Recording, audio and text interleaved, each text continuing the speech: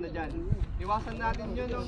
Early quitters, mga 5:30, 7:30, no?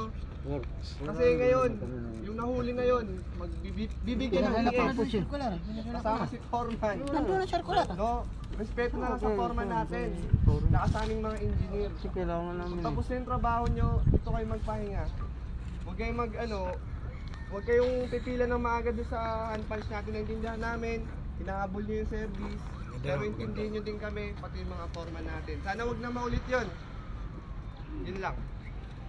Good, tingnan.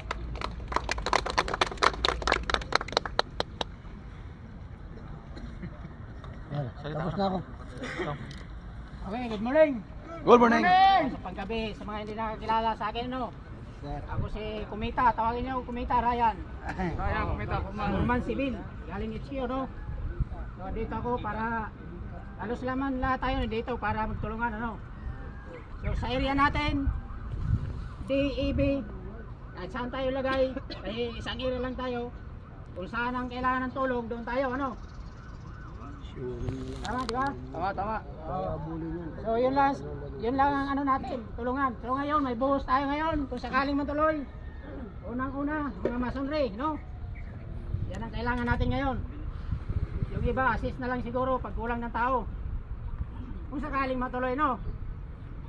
Sana lahat tayo gumawa ng tama.